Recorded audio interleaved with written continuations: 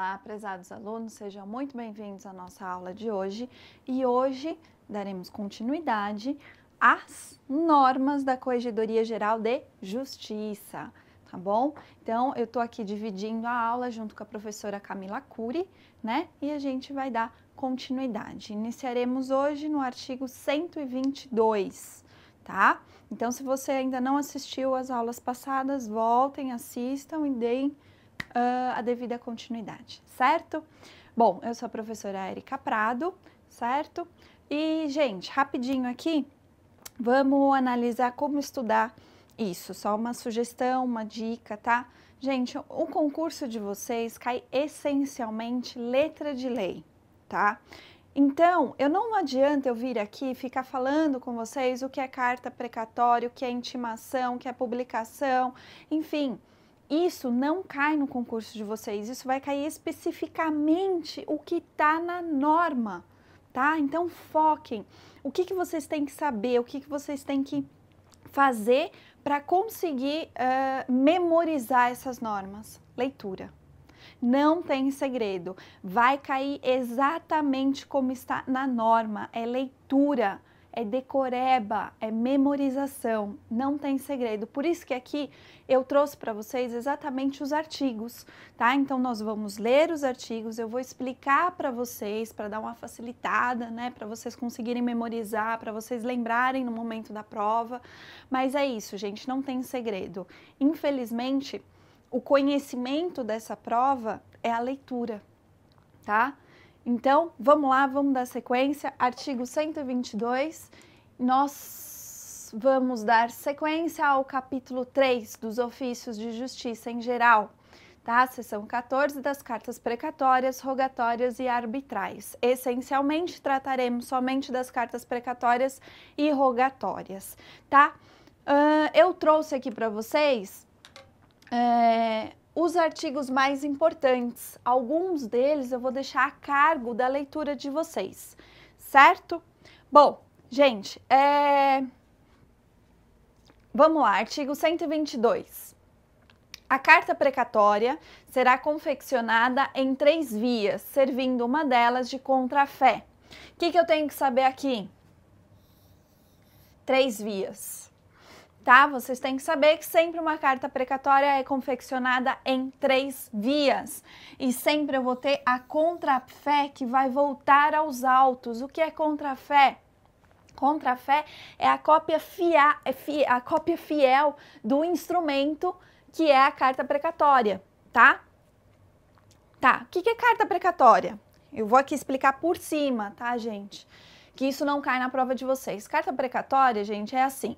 Eu tô aqui, cada juiz tem um território, certo? Cada juiz exerce uma jurisdição em determinado território. Esse território é chamado de comarca, tá? Então, eu tenho diversas comarcas espalhadas em São Paulo, nos municípios, enfim. O que eu quero que vocês saibam? A delimitação das comarcas não coincidem com a delimitação dos municípios, porque tem alguns municípios que são muito pequenos e não existe ali um fórum, né? Então, sempre vai para a cidade vizinha, porque é muito pequeno, tá? Então, não coincide com a delimitação do município as comarcas, não tem nada a ver, tá? Mas eu tenho a comarca de Santos, eu tenho a comarca de São Bernardo, enfim, eu tenho diversas comarcas que é onde o juiz exerce a sua jurisdição, certo? Certo. O juiz competente ali tem a sua ação, mas, poxa, eu preciso fazer o quê? Eu preciso fazer um ato judicial na comarca vizinha, por exemplo, uma penhora que tá lá na outra comarca. Tá, então eu preciso o quê? Avisar o juiz competente da outra comarca que eu preciso realizar uma penhora na jurisdição dele, tá? Isso é feito através da carta precatória. Então, a carta precatória, ela sempre vai fazer a divisão entre comarcas e estados, tá? Então, comarcas e estados distintos, certo? Sempre quando é necessário fazer um ato judicial em comarcas distintas, em estados distintos, certo? Eu vou realizar através da carta precatória, ok? Deu para entender? O juiz, que é o competente da ação, ele é o deprecante. O juiz que vai receber a carta precatória é o deprecado, tá? Só uma nomenclatura aí para vocês, se vocês estudarem fora disso, vocês vão ver esse tipo de nomenclatura. Continuando aqui, então essa carta precatória ela tem que ser feita em 3 vias e deve existir a contrafé para dizer, ó, o oficial de justiça cumpriu. Então essa contrafé vai assinada, é a cópia fiel do instrumento e vai aos autos, certo? O artigo, aqui o parágrafo 1º, eu vou deixar a cargo de vocês, que fala sobre a taxa judiciária. Tudo que você realiza no judiciário é necessário o quê? Emitir uma guia e fazer o pagamento. Se você não é beneficiário da justiça gratuita, você tem que o quê? Pagar as custas do processo e todas as demais custas, tá? Emitindo uma guia. Então, trata disso, tá? O parágrafo 2º, quando o ato deprecado for a citação, será instruída com tantas cópias da petição inicial quantas sejam as pessoas a citar. O que eu estou dizendo? Eu estou dizendo que, gente, a carta precatória, ela pode vir com mandado de citação, mandado de intimação, mandado de penhora, são diversos atos judiciais que eu posso exercer através da carta precatória, certo? Quando ela for de citação, citação é o quê? Citação é quando? Citação é o momento em que a parte, né, o réu, toma conhecimento de um processo, certo? Então é nesse momento aqui, na citação, que ele vai tomar conhecimento que existe uma ação em andamento contra ele, certo? A gente geralmente fala réu ou requerido, né? Então, aqui é a citação. Se o réu ou requerido toma ciência disso, é através do quê, gente? É através da cópia da petição inicial. Então, a petição inicial vai acompanhar a carta precatória. Sempre, tá? Porque é através ali da cópia fiel da petição inicial que eu vou ter conhecimento de qual ação que demandam contra o réu, contra o requerido, certo? E aí acontece o quê, gente? Em diversas ações eu tenho o quê? Às vezes tenho 2 réus, tenho 3, 4, 11, 20, não importa. E o que ele está dizendo aqui? Que eu tenho que ter tantas cópias da petição inicial, quantas sejam... Opa! Vamos voltar aqui. Quantas sejam as pessoas a citar. Então, se eu tenho 3 pessoas a serem citadas através de carta precatória, eu tenho que ter 3 cópias da petição inicial, certo? Artigo 123. Constatado que o ato pode ser cumprido em endereço de jurisdição diversa daquela constante da carta precatória, ou ainda que o endereço originário pertence a outra jurisdição, deverá o juiz deprecado, o juiz que recebeu a carta precatória, encaminhar ao juiz competente, comunicando tal fato ao juízo deprecante. Tá aqui a nomenclatura que eu falei para vocês. Cadê o deprecado? Tá aqui. O que acontece aqui, gente? O juiz deprecante mandou a carta precatória para a comarca que ele achava que era competente. Chegando lá, o juiz deprecado, que recebeu a carta, verificou que não. Ó, não é na minha jurisdição, não. É em outra. O que eu vou fazer? Eu recebo a carta e já encaminho para a comarca competente, né? Eu não vou voltar para o juiz lá, o primeiro, o deprecante, para depois o deprecante mandar de novo para outra competente. Não. Tá aqui, eu já mando direto para outra que eu acho que é competente e aviso o juiz deprecante. É isso que ele está dizendo aqui, tá? Bom, artigo 124 fica a cargo de vocês. Artigo 125, as cartas precatórias não serão autuadas. E aqui vocês vão dar sequência à leitura. Eu quero que vocês se atentem a esse autuadas. Eu vou explicar para vocês o que é isso. Bom, gente, autuar quer dizer colocar uma capa, tá? Bem sucintamente, gente, a aula não é de processo civil, bem sucintamente para vocês entenderem o contexto, tá?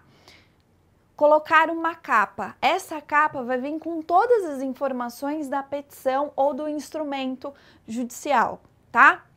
Não, a carta precatória não precisa disso, porque a carta precatória já vai nos autos. Então, eu não preciso colocar uma capa, colocar todas as informações, colocar parte, número do processo, objeto do processo, nada disso. É isso que vocês têm que saber. Ela não será autuada, nela não será colocada uma capa, certo?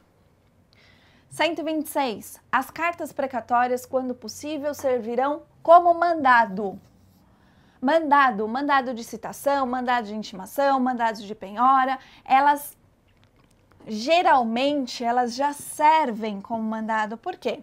Quando eu mando a carta precatória, né, o juiz deprecante despacha, ó, pode realizar a carta precatória, tá? Eu vou estar informando para o outro juiz dizendo que, olha, eu preciso realizar um ato judicial na sua comarca, nananana. Só que, gente, vou esperar a resposta do juiz deprecado para depois mandar o que eu preciso fazer? Não, manda tudo de uma vez. Eu preciso que isso seja feito e, ó, já faz o mandado de citação, já faz o mandado de penhora. Tá? Então, por isso que ela está dizendo, a carta precatória, quando chega na comarca competente, já realiza tudo o que tem que ser realizado, tá? Não espera para mandar outro despacho, nada disso. Faça tudo o que for necessário. 127. Não atendidos pedidos de informações sobre o cumprimento do ato, cumprirá o ofício de justiça, cumprirá o cartório do juízo deprecante, daquele que é competente da ação, reiterar a solicitação e estabelecer contato telefônico com o escrivão do juiz deprecado, aquele que recebe, de tudo certificando nos autos. Tá, ó, o ofício de justiça deprecado não atendeu o meu pedido ou as minhas informações para cumprir a carta precatória. Vai caber a quem? Vai caber ao serventuário do ofício de justiça deprecante reiterar a solicitação e estabelecer contato, se for necessário, para verificar o que aconteceu, né? Ó, me dá uma satisfação, eu estou reiterando o meu pedido, tá? E tudo isso tem que ser certificado no processo. Gente, aqui uma informação.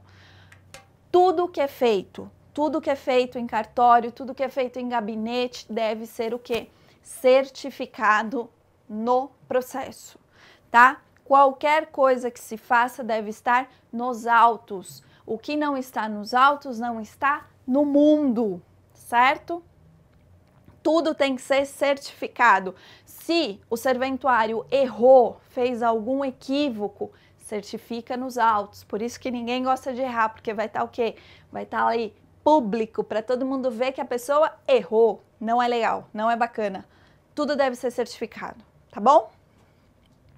Parágrafo único. Em caso de inércia, os autos serão conclusos ao juiz do feito para as providências cabíveis. Ou seja, se o ofício de justiça deprecado não realizar nada, ficar ali inerte, parado, sem saber o que fazer com aquilo, ó, mando para o juiz, que é competente da ação, e ele vai tomar as providências cabíveis, certo?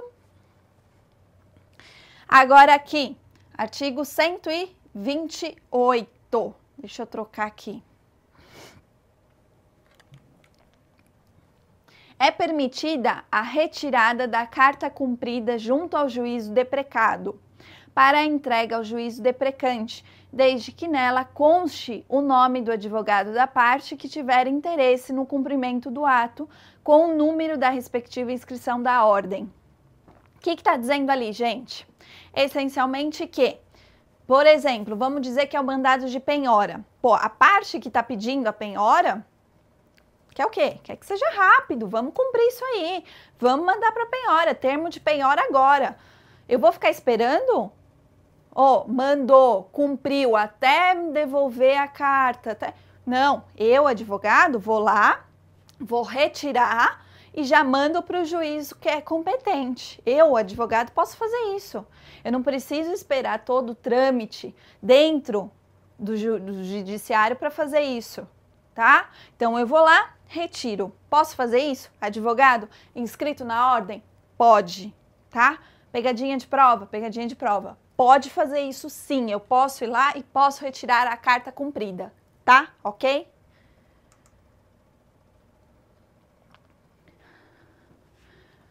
Artigo 129.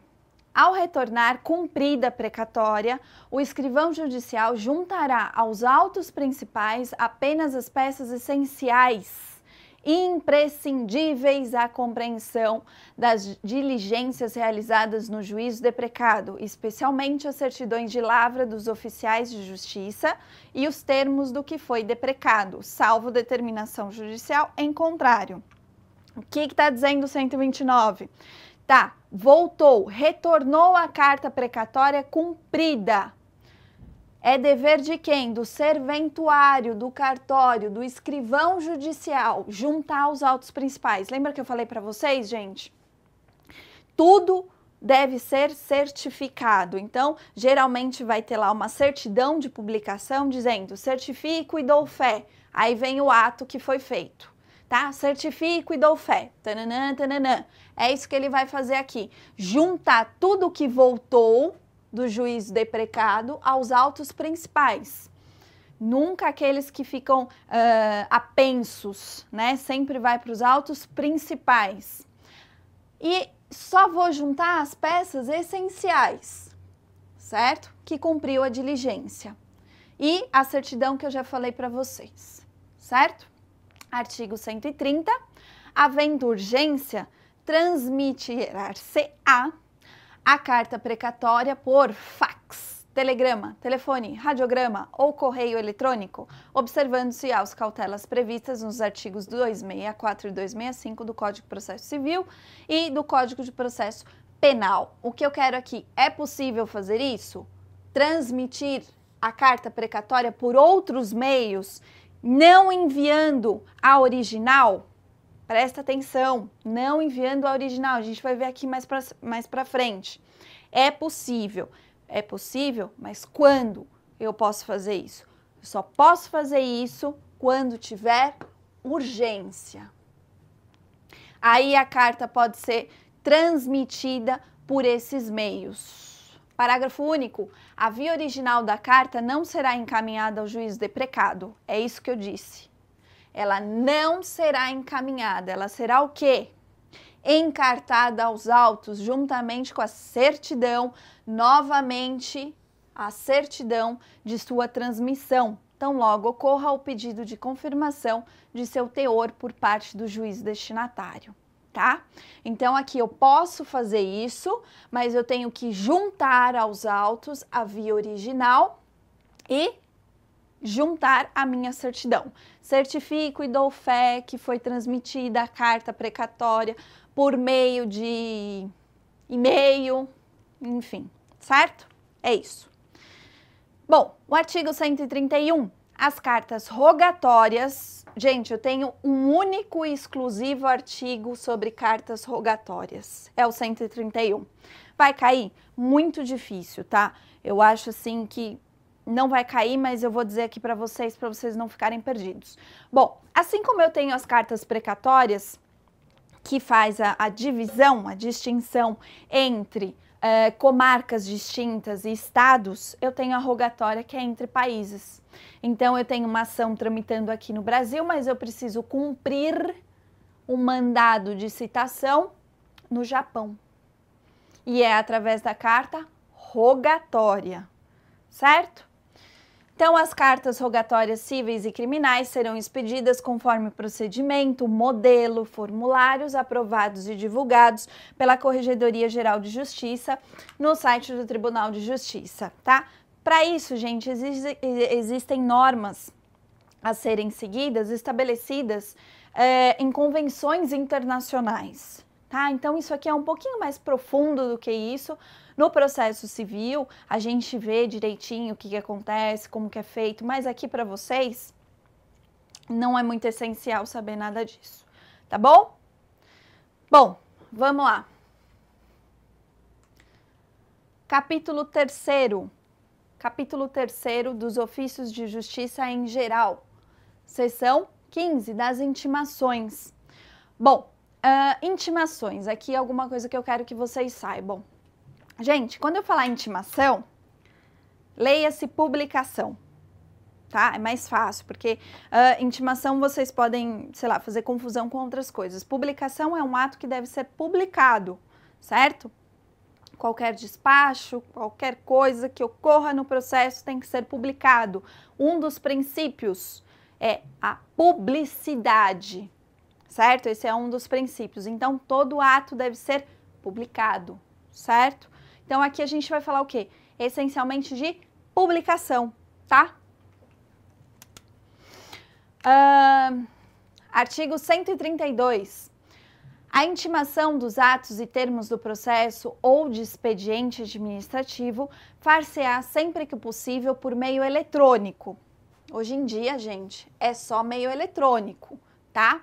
Mediante publicação no Diário de Justiça Eletrônico. O Diário de Justiça Eletrônico é a publicação oficial, tá? Todo advogado tem acesso, você pode ir lá dar uma olhadinha para saber se teve alguma publicação e assim você cumprir os prazos, certo?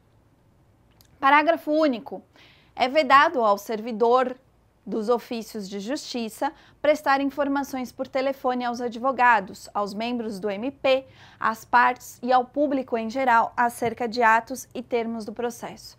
Gente, vocês podem ligar, vocês podem chorar, vocês podem se esbaldar que vocês não vão conseguir nenhuma informação através de telefone, tá? Vocês só vão conseguir informação como encostando a barriguinha no balcão, pedindo o seu processo e pedindo informações sobre o seu processo. Qualquer dúvida deve ser retirada no cartório, tá? Nunca por telefone, certo? É isso que ele quer dizer aqui, é vedado.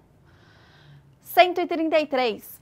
Os despachos, decisões interlocutórias e sentenças devem ser encaminhados à publicação no Diário de Justiça Eletrônica dentro do prazo máximo de 3 dias, a contar da devolução dos autos em cartório. 3 dias. Tem que saber isso? Mas é claro. É essencial vocês saberem isso, tá? 3 dias. O que acontece aqui? Bom, sempre quando eu tenho um despacho, uma decisão interlocutória, uma sentença, isso significa que o processo esteve no gabinete do juiz, certo? O processo esteve concluso, tá? Para o juiz. Ótimo, o juiz foi lá e deu despacho. O juiz foi lá e deu uma decisão interlocutória.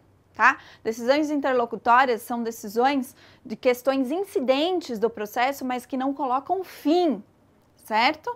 E despachos são decisões administrativas para dar o quê? Andamento ao feito. Como, por exemplo, olha, serventuário, cartorário, por favor, numere as páginas, abra um novo volume, enfim. E a sentença coloca fim ao processo, né? Sempre feita pelo juiz. Então, o juiz foi lá, deu despacho, o processo retornou ao cartório e eles têm o prazo o quê? Prazo de 3 dias para publicação, contando da devolução do processo para o cartório. E por fim, parágrafo único, o mesmo prazo deverá ser observado para fins de cumprimento da intimação por meio eletrônico. Mesmo prazo. Olha que facilidade aqui. 3 dias. Para fim do cumprimento da intimação por meio eletrônico também é de 3 dias, certo? Publicação é mais legal, tá? Gente, a gente vai dar continuidade, a gente vai dar sequência na próxima aula. Fiquem conosco, vai tomar um café rapidinho e a gente já retorna. Beijo!